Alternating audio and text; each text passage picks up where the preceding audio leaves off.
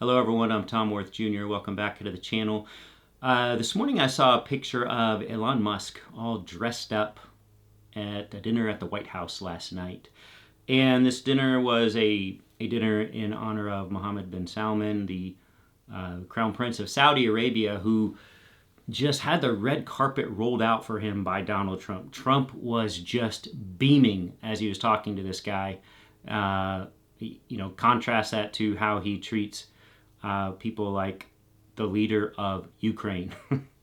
Trump loves this guy because this guy did what Trump wants to do, which is seizing all the power and the money from people in government in Saudi Arabia, people from the royal family over there, obviously not a royal family here, business leaders. Bin Salman did this largely back in 2017 up through 2019, but really in 2017, just a total seizing of power and wealth from the kingdom. Now, admittedly, a lot of the assets he seized were gotten by corrupt means by business leaders in Saudi Arabia and by members of the royal family. That's just how business is done over there.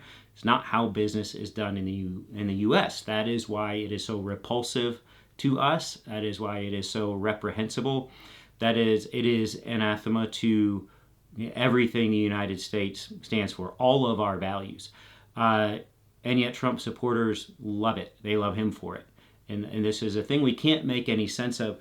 What we can make sense of is the using of that wealth to do things like sports washing. And this was a term, I don't know where it was coined or originated. I first came across it in regards to the Saudis. They would use their money to do things like try to get World Cups in Saudi Arabia. And there is going to be a World Cup there, 2034, I believe.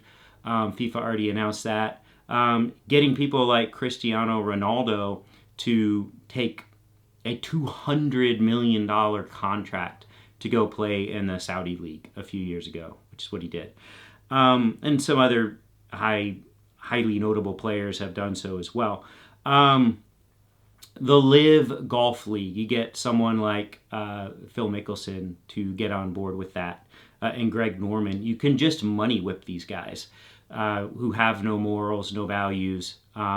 They just want money. And when you have the kind of money that Bin Salman has, and you can use it to reach people through sports, and that's just called sports washing. And Trump is enthralled with this. Trump tries to ingratiate himself with the sporting community. We all know he doesn't know or care anything about any sports other than golf. He's obviously had many live tournaments hosted by his own golf clubs throughout the world. That's why he goes to an NFL football game. That's why he'll go to a NASCAR event. That's why he'll go to college football games, SEC games. These are his people, and they just see a clip of him and they say, oh, see, he's one of us. And he's not one of them. He never will be. There couldn't be anyone more unlike them than Donald Trump, but they don't see it. They are blinded by the fact that he's at their event. Trump is likewise blinded by the wealth and power of Mohammed bin Salman, and celebrated him last night with a dinner at the White House. And Cristiano Ronaldo was there. He took a picture, a selfie of himself, and posted it. And it's a group photo of all these Trump ghouls, including Elon Musk. Right back at the White House, right back on the invite list. So I guess things were smoothed over enough. Also posting the picture was Trump's head of AI, so that's a Musk tie-in right there. Trump's got all these AI people trying to get in his good graces so he won't regulate them. He's got all the crypto people trying to get in his good graces so he won't regulate them. And the thing about Trump is there are no values, there are no rules. It is only, can I get a cut?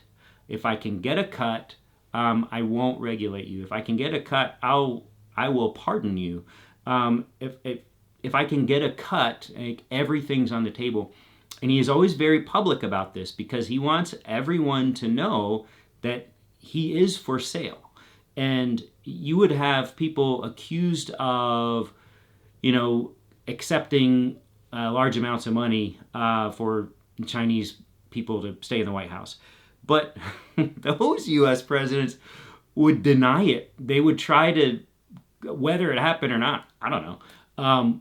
But I do know that they would bend over backwards trying to deny it happened because it looks bad, because they don't want Americans to know that they might have done something corrupt. And Trump wants, this is what's so vexing about how to deal with someone like Trump is he takes every terrible thing, every bribe, every pardon, every shakedown, every ICE raid, every intimidation, and he puts it out for the whole world to see. He tries to make it even worse than it really has to be, because he wants everyone to know that this is what it takes to play ball with him. When he lifted his tariffs on, or he greatly reduced them, tariffs on Swiss goods, apparently that was done because the Swiss delegation offered him gold bar with his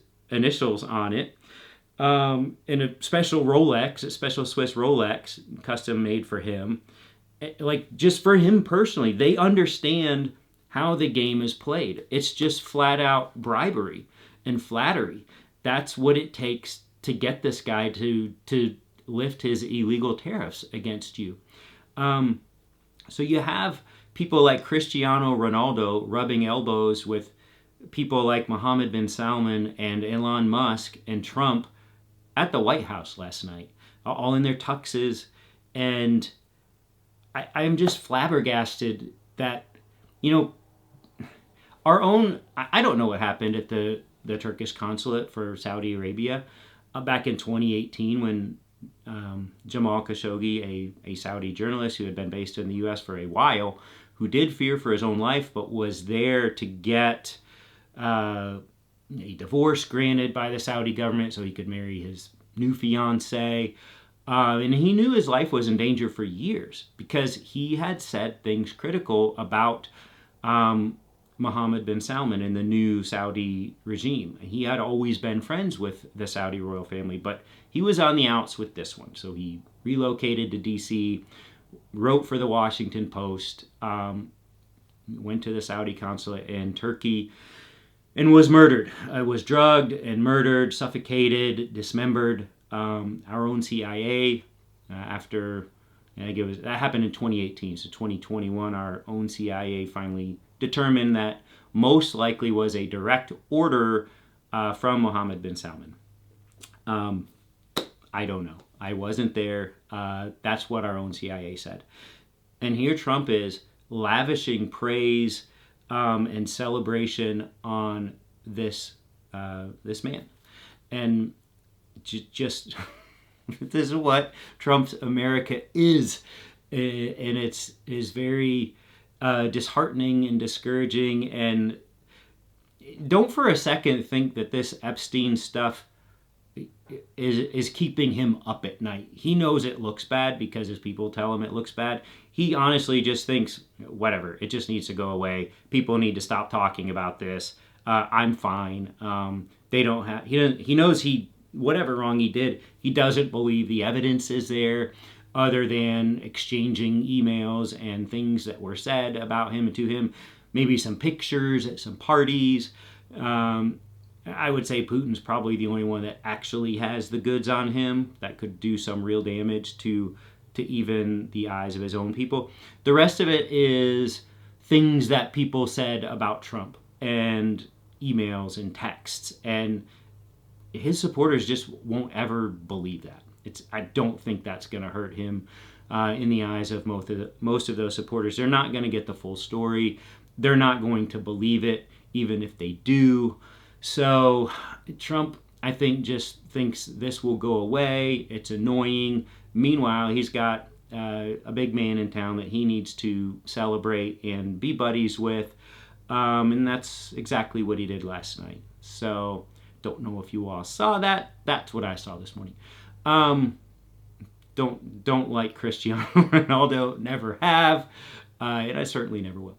That's it for today, and we'll talk to you all later.